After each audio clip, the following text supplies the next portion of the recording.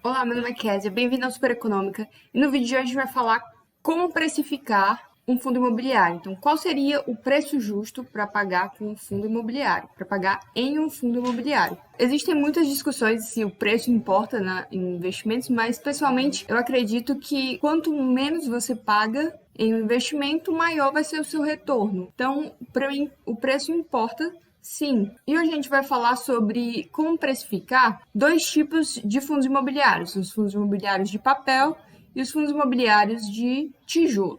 A gente vai começar aqui os fundos de papel. Os fundos de papel são os fundos que investem em títulos de dívida atrelados a imóveis. Então, ele é um fundo com vários investimentos dentro. E investimentos de renda fixa, que fica bem mais fácil contabilizar. Então, a gente pode dizer que em um fundo de papel, o valor patrimonial, ou seja, o valor daquele fundo, ele é sempre condizente com o que aparece nas análises, com o que aparece nos relatórios e nos sites de análise. E das maneiras da gente ver se um fundo de papel está caro ou barato é utilizando o PVP, que é o preço sobre o valor patrimonial.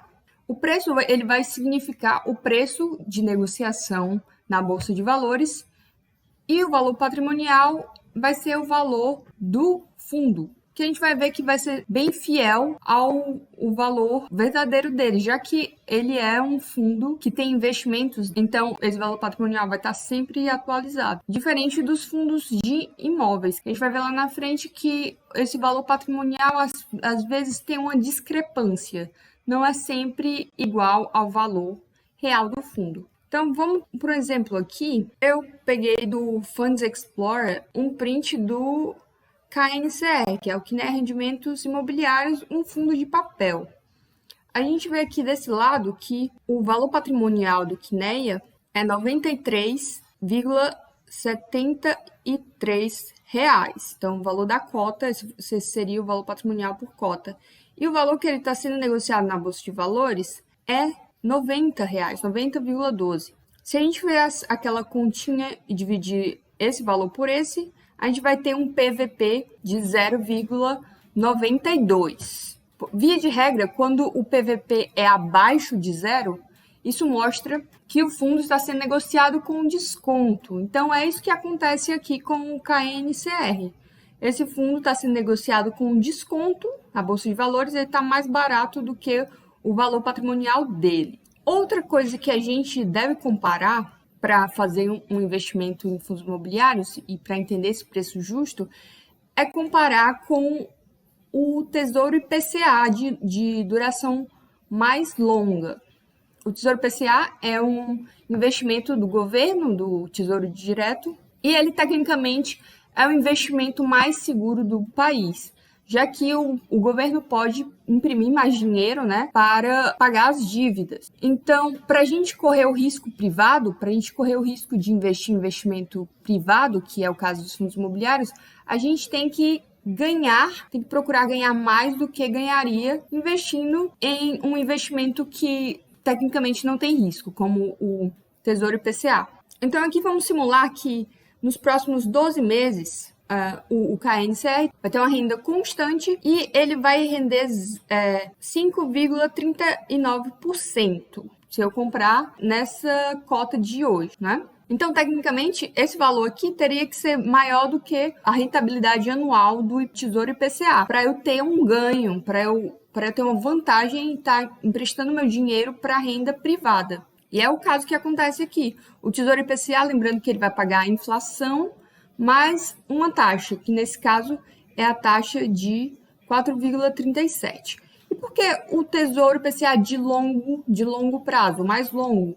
Porque, tecnicamente, imóveis são investimentos de longo prazo. E um fundo de papel, mesmo não investindo em imóveis, tecnicamente, ele vai investir em títulos de dívida atrelado a imóveis. Então, vai ter essa relação imobiliária. Então, fica bem mais fácil entender se um fundo de papel está barato ou caro, só comparando aqui o PVP dele. Lógico que é necessário verificar também a qualidade dos dividendos que esse fundo está pagando, né? Se os títulos de dívida têm uma garantia de serem pagos e se os devedores são empresas confiáveis.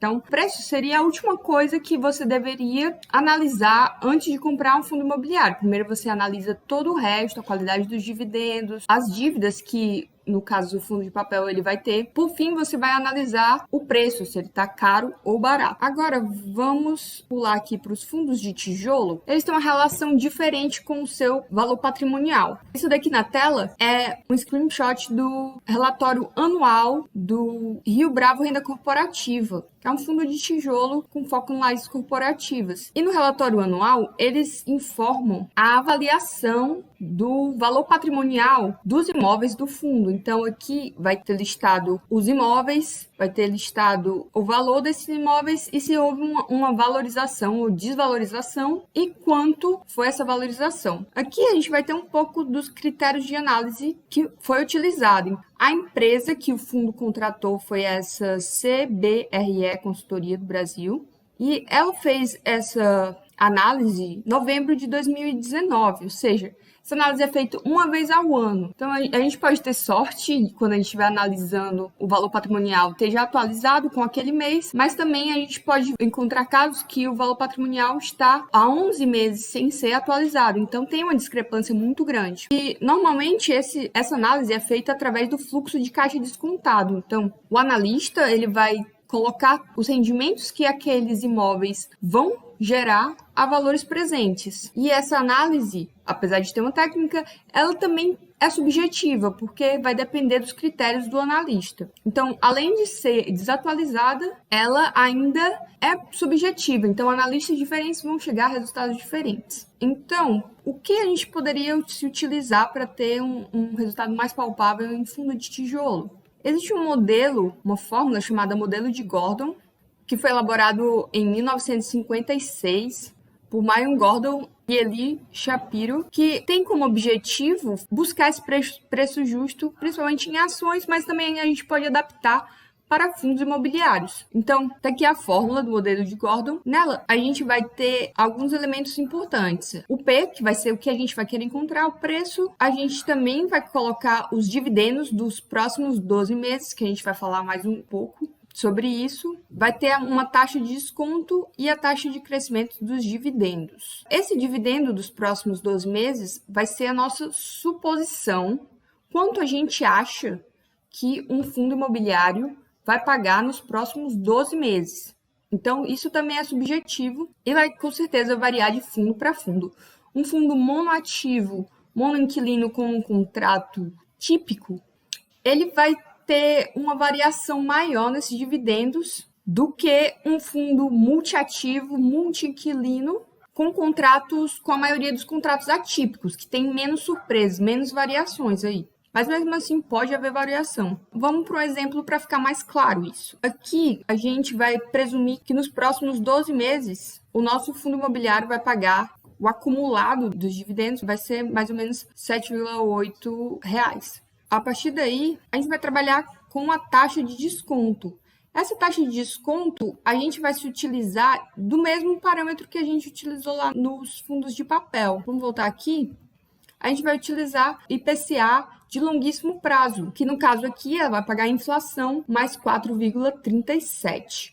Porém, como é um risco privado, a gente tem que ganhar mais do que a gente ganha investindo em um tesouro nacional. Logo, a gente vai adicionar uma taxazinha, eu coloquei aqui 2, para ser mais conservadora, né? Mas pode ser menos. Se o fundo for multiativo, multi-inquilino, a capacidade dele de gerar renda vai ser maior do que um fundo que só tem um imóvel, só tem um inquilino pagando imóvel e o contrato não é tão forte. Então, essa taxa aí vai variar, novamente, mais um fator subjetivo. Mas vamos colocar 2 aqui para a gente ter esse ganho, né? A gente vai ter que ganhar 2% a mais do que ganharíamos se tivesse investindo em Tesouro IPCA. E esse G vai ser a taxa de crescimento dos dividendos acima da inflação. Então, quantos nossos dividendos vão crescer acima da inflação? Normalmente, os dividendos crescem linear à inflação, né? Os contratos são atualizados pela inflação, pelo IPCA, pelo IGPM. Então, normalmente se coloca um 0 aqui porque os dividendos tendem a crescer junto com a inflação. Então, nesse caso hipotético, de colocar isso tudo aqui na fórmula, a gente gente vai ter um resultado de 122,44. Então, esse seria o preço justo a se pagar por esse fundo de tijolo hipotético que a gente está investindo. Lembrando que a gente pode pagar menos para ter também uma margem de segurança. Ou seja, a gente ganha mais se a cota valorizar e perde menos se a cota desvalorizar. Tudo vai depender da capacidade desse fundo de gerar renda. Então, você pagando R$122 por esse fundo ou menos,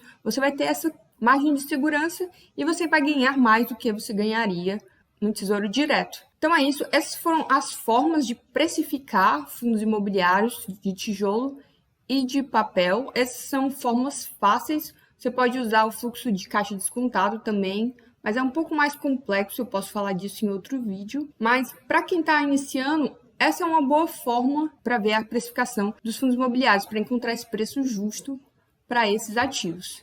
Se você tem alguma dúvida sobre a precificação, comenta aqui embaixo que eu sempre respondo os comentários. Se esse vídeo foi relevante para você, considere assinar o canal e curtir. E até a próxima!